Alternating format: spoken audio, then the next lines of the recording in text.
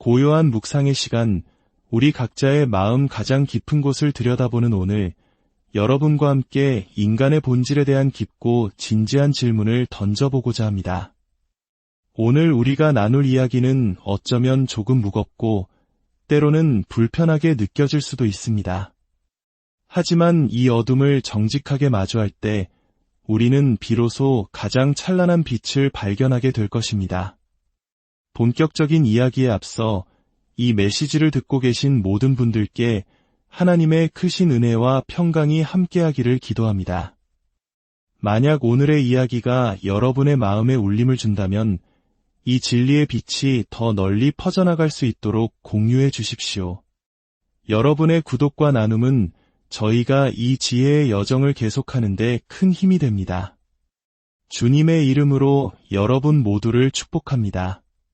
자, 이제 시작하겠습니다. 오늘날 우리는 수많은 복음 메시지 속에서 살아갑니다. 하지만 그중 많은 메시지들이 인간을 단지 약간 아프거나 상처 입은 존재로만 묘사하는 경향이 있습니다. 마치 심리 상담이나 긍정의 힘으로 치유될 수 있는 존재처럼 말입니다. 그래서 많은 전도 집회에서는 사람들을 감정적으로 설득하거나 심지어는 조작하여 결단을 내리게 하려는 시도가 빈번하게 일어납니다. 결정만 내리십시오. 그러면 모든 것이 해결됩니다. 하지만 그 결과는 어떻습니까? 그렇게 예수를 믿기로 결정한 사람들 중 상당수가 교회에 오래 머물지 못하고 거룩함 속에서 성장하지 못하며 결국 신앙을 떠나버리는 안타까운 현실을 우리는 목격합니다. 왜 이런 일이 벌어지는 것일까요? 성경은 우리에게 그 근본적인 이유를 분명히 알려줍니다. 문제는 인간이 단순히 병든 것이 아니라는 점입니다. 성경은 단호하게 선언합니다. 인간은 죄와 허물로 죽었다고 말입니다. 죽은 사람은 스스로를 치유할 수 없습니다. 죽은 사람은 스스로 결단하여 생명을 얻을 수 없습니다. 죽은 자에게 필요한 것은 약이나 상담이 아니라 생명을 창조하는 기적 그 자체입니다. 수많은 신학자들은 우주에서 나타난 하나님의 능력 중 가장 위대한 현현은 바로 한 인간의 회심이라고 말합니다. 하나님께서 이 세상을 창조하실 때는 우에서 유를 만드셨습니다. 아무런 저항이 없는 상태에서의 창조였습니다. 하지만 부패하고 타락한 한 인간을 하나님의 형상으로 새롭게 빚으시는 일, 즉 중생은 다릅니다. 그것은 죄로 가득 찬 저항적인 존재를 완전히 새로운 피조물로 재창조하는 세상을 창조하는 것보다 더 위대하고 놀라운 기적적인 역사입니다. 그러므로 복음을 전하는 우리는 인간적인 방법이나 육신의 팔을 의지해서는 안 됩니다. 우리는 철저히 성령님의 능력을 의지해야 합니다. 복음 전도자는 마치 에스겔서에 나오는 선지자 에스겔과도 같습니다. 하나님께서 마른 뼈들로 가득한 골짜기를 보여주시며 물으셨습니다. 인자야, 이 뼈들이 능히 살 수 있겠느냐? 에스겔은 대답합니다. 주 여호와여, 주께서 아시나이다. 그는 알았습니다. 성령의 초자연적인 개입 없이는 그 마른 뼈들은 영원히 죽은 채로 남아있을 것이라는 사실을 말입니다. 오늘날 우리에게 주어진 과업도 이와 같습니다. 죽은 자들을 일으켜 세우는 불가능한 임무입니다. 우리의 역할은 복음을 명확하고 힘있게 선포하는 것입니다. 그리고 생명을 주시는 분은 오직 하나님 한 분뿐이심을 믿고 의지하는 것입니다. 오늘 우리는 인간의 전적 타락이라는 교리에 대해 깊이 탐구해보고자 합니다. 이 단어가 생소하거나 거부감이 들 수도 있습니다. 왜 그렇게 인간의 죄와 타락에 대해 계속 이야기해야 하는가? 라고 물을 수도 있습니다. 그 이유는 인간의 상태를 정확히 진단하지 않고서는 참된 복음을 결코 이해할 수도 전파할 수도 없기 때문입니다. 아담의 죄가 가져온 형벌은 단순히 육체적 죽음만이 아니었습니다. 더 심각한 것은 바로 도덕적 부패였습니다. 아담은 본래의 의로운 상태에서 타락하여 완전히 부패한 존재가 되었습니다. 그리고 그의 모든 후손인 우리 또한 마찬가지입니다. 우리는 단지 죽음의 선고 아래 태어날 뿐만 아니라 태어날 때부터 도덕적으로 부패하고 악으로 기울어진 본성을 가지고 태어납니다.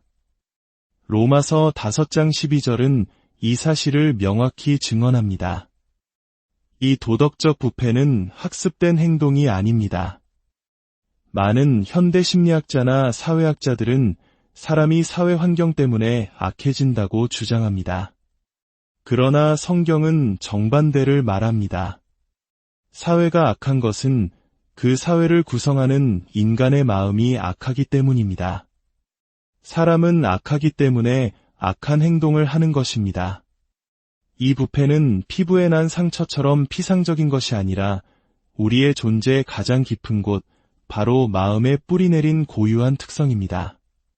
인류의 역사, 수많은 문학과 철학, 종교는 모두 인간이 자신의 내면에 있는 부패와 악한 성향과 얼마나 처절하게 싸워왔는지를 보여주는 증거들로 가득합니다.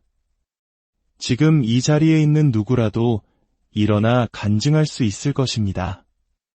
우리 마음속에서 얼마나 격렬한 내적 싸움이 벌어지고 있는지를 말입니다. 사도 바울은 로마서 7장 15절에서 모든 인간의 고뇌를 이렇게 대변합니다. 내가 행하는 것을 내가 알지 못하노니 곧 내가 원하는 것은 행하지 아니하고 도리어 미워하는 것을 행함이라. 이것이 바로 우리의 실존입니다.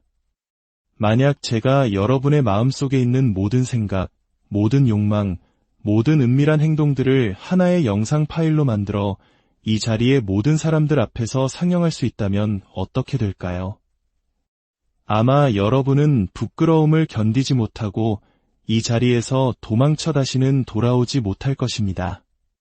왜냐하면 우리는 가장 친한 친구에게조차 차마 털어놓을 수 없는 끔찍한 생각들을 품고 가장 어두운 곳에서 은밀한 일들을 행하며 살아가기 때문입니다. 이것이 바로 인간의 적나라한 모습입니다. 거듭난 신자라 할지라도 우리는 매일같이 우리 안에 여전히 남아있는 타락한 육신과 싸워야 합니다. 신학자들이 인간의 이 깊은 도덕적 부패를 설명하기 위해 사용하는 중요한 용어가 바로 전적 타락입니다. 라틴어에서 데프러바어는 완전히 비뚤어지다, 왜곡되다라는 의미를 가집니다. 즉, 인간이 전적으로 타락했다는 것은 그의 본래 상태가 완전히 왜곡되고 부패했다는 뜻입니다. 하지만 여기서 우리는 전적 타락이라는 용어가 무엇을 의미하지 않는지를 명확히 짚고 넘어가야 합니다. 오해를 바로잡는 것은 진리를 이해하는 첫걸음입니다. 첫째, 전적 타락은 인간에게서 하나님의 형상이 완전히 사라졌다는 의미가 아닙니다. 창세기 9장 6절이나 야고보서 3장 9절은 타락 이후에도 여전히 인간이 하나님의 형상대로 창조되었음을 언급합니다. 비록 심각하게 훼손되었지만 하나님의 형상은 모든 인간 안에 남아 있습니다. 그렇기 때문에 우리는 악하고 타락한 인간이라 할지라도 하나님의 형상을 지닌 존재로서 존중해야 하며 생명의 가치를 귀하게 여겨야 합니다. 둘째, 전적 타락은 인간이 하나님에 대한 지식이나 그분의 뜻을 전혀 알지 못한다는 의미가 아닙니다. 로마서 1장은 모든 사람이 하나님을 미워할 만큼 충분히 알고 그분의 진리를 거부하고 억누를 만큼 충분히 안다고 가르칩니다. 어떤 사람이 자신을 무신론자라고 소개할 때 우리는 성경이 무엇을 말하는지 믿어야 합니다. 성경은 무신론자의 존재를 인정하지 않습니다. 오히려 성경은 모든 사람이 하나님이 계시다는 것을 알 뿐만 아니라 그분을 미워할 만큼 충분히 알고 있으며 자신의 내면에 있는 진리를 억누르기 위해 온 힘을 다해 싸우고 있다고 말합니다. 인간의 문제는 지식의 부족이 아닙니다. 문제는 반역입니다. 셋째, 전적 타락은 인간에게 양심이 없거나 선과 악을 전혀 구분하지 못한다는 의미가 아닙니다. 로마서 2장 15절은 모든 사람에게 양심이 있음을 보여줍니다. 이 양심은 때로 우리로 하여금 선한 행동을 칭찬하고 고귀한 행위를 존경하게 만듭니다. 넷째, 전적 타락은 인간이 선한 행위나 미덕을 전혀 보여줄 수 없다는 뜻도 아닙니다. 가족을 사랑하고 나라를 위해 자신을 희생하며 자선 활동을 하는 사람들은 분명히 존재합니다.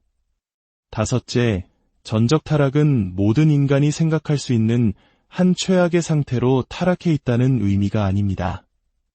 모든 사람이 똑같이 부도덕하거나 모든 종류의 악에 탐닉하는 것은 아닙니다. 우리 모두가 살인자나 강도는 아닙니다. 그렇다면 우리를 제어하고 있는 것은 무엇일까요? 그것은 바로 하나님의 일반 은총입니다. 하나님께서 타락한 세상이 완전히 파멸하지 않도록 그분의 은혜로 악을 억제하고 계시기 때문입니다. 그렇다면 전적 타락은 진정으로 무엇을 의미하는 것일까요? 그것은 타락으로 인해 하나님의 형상이 심각하게 훼손되었으며 도덕적 부패가 인간 존재의 모든 영역을 오염시켰다는 의미입니다. 머리부터 발끝까지 우리의 지성, 감정, 의지, 육체 등 어느 한 부분도 죄의 오염에서 자유로운 곳이 없습니다. 우리의 이성은 어두워졌습니다. 로마서 1장 21절은 하나님을 알되 하나님을 영화롭게도 아니하며 감사하지도 않고 오히려 그 생각이 허망하여지며 미련한 마음이 어두워졌다고 말합니다. 우리의 감정 또한 부패했습니다. 하나님의 뜻과 성품에 반하는 왜곡된 감정에 이끌립니다. 그리고 가장 중요한 것은 우리의 의지가 타락했다는 사실입니다. 사람들은 종종 자유의지에 대해 이야기합니다. 그러나 문제는 자유의지가 아니라 선한 의지의 부재입니다. 인간은 선택할 자유가 있지만 그의 본성이 부패했기 때문에 그는 언제나 악한 것을 선택할 것입니다. 우리의 의지는 타락한 본성의 노예가 되어버렸습니다. 찰스 스펄전 목사님은 이런 비유를 들었습니다. 만약 이곳에 세상에서 가장 맛있는 진수성찬과 역겨운 음식물 쓰레기통을 함께 놓는다고 상상해 보십시오. 그리고 저 뒤에 있는 돼지를 풀어주면 그 돼지는 어디로 달려갈까요? 망설임 없이 쓰레기통으로 달려갈 것입니다. 왜냐하면 그것이 돼지의 본성이기 때문입니다. 돼지의 의지를 그 본성과 분리해서 생각할 수 없습니다. 타락한 인간의 모습이 바로 이와 같습니다. 죄라는 쓰레기통을 향해 전력으로 달려가 그 안에 머리를 박고 행복해합니다. 그렇다면 이 사람을 어떻게 구원할 수 있을까요? 그의 본성을 바꾸어야 합니다. 그러나 우리는 스스로의 본성을 바꿀 수 없습니다. 오직 하나님만이 성령님의 중생하게 하시는 사역을 통해서만 가능합니다. 하나님께서 한 사람의 본성을 바꾸시는 순간, 성령께서 그의 마음을 거듭나게 하시는 순간, 그는 더 이상 죄를 즐거워하지 않게 됩니다. 오히려 죄를 미워하게 되고 새로운 피조물로서 살기 시작합니다. 전적 타락은 또한 타락한 인간의 마음이 하나님을 향한 적대감으로 가득 차 있다는 것을 의미합니다. 로마서 1장 30절은 사람들이 하나님을 미워하는 자라고 명확히 말합니다. 많은 사람들이 이렇게 반문할지 모릅니다. 저는 하나님을 미워한 적이 없는데요. 여기서 우리는 인간의 교묘한 우상 숭배를 이해해야 합니다. 오늘날 많은 교회에서 하나님의 진정한 속성에 대해 가르치지 않습니다. 하나님의 거룩하심, 그분의 공의, 그분의 진노에 대해 설교하는 것을 꺼립니다. 그 결과 사람들은 성경이 계시하는 하나님이 아닌 자신들이 만들어낸 하나님을 섬기게 됩니다.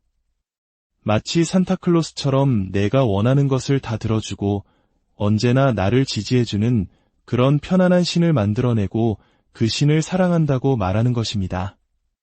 이는 한국 교회 안에 깊이 뿌리내린 기복신앙의 모습과도 맞닿아 있습니다.